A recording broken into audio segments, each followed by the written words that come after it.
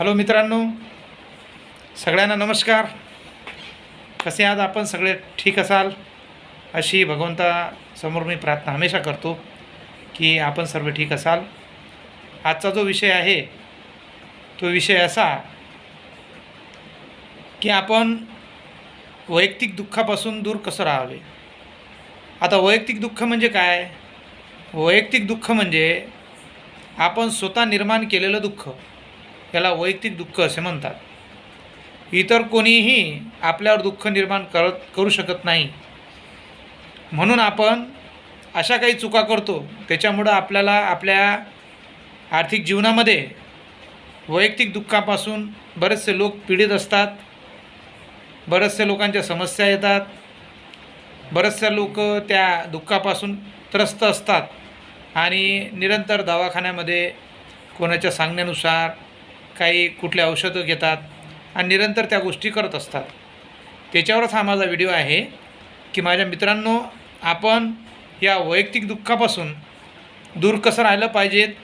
तर त्याच्यात सगळ्यात मोठा प्रश्नाचं एक उत्तर आहे, ते म्हणजे आपण दारू, तंबाखू, बिडी, सिगरेट, खैनी या सर्व काही गोष्टी आहेत ज्या वैयक्तिक दुःखाला आमंत्रण देतात. म्हणून या दुःखापासून जर तुम्हाला दूर राहायचं असेल आणि तुम्हाला सुरक्षित राहायचं असेल तर दारू प्यायची नाही. जर पीत असाल तर बंद करा.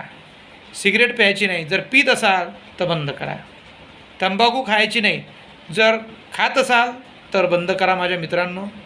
आणि बरेचसे काही लोक सांगतात की आम्ही तंबाखू खाल्ल्याशिवाय आम्हाला सकाळी मोकळं संडास होत नाही.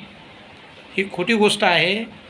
मुक्या जनावरापासून आपण शिकलं पाहिजे. ते कुठल्याच प्रकारचं व्यसन करत नाही, पण त्यांना सगळ्या गोष्टी बरोबर होतात. त्याकरिता व्यसनापासून मुक्त राहा. आणि कोणी जर व्यसनासाठी तुम्हाला जर प्रवृत्त करत असेल त्याची संगत सोडून द्या.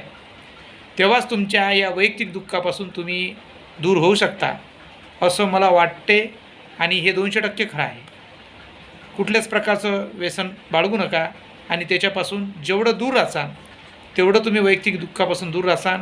आणि तुम्ही जर वैयक्तिक दुःखापासून दूर राहाल तर तुमचा परिवार सुरक्षित राहील. ज्याच्यासाठी तुम्ही आतापर्यंत जे कष्ट करता त्या परिवाराला तुम्ही सुखी ठेवू शकाल.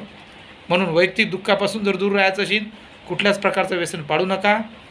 एवढंच बोलतो, थांबतो. भेटूया पुढच्या व्हिडिओमध्ये. धन्यवाद.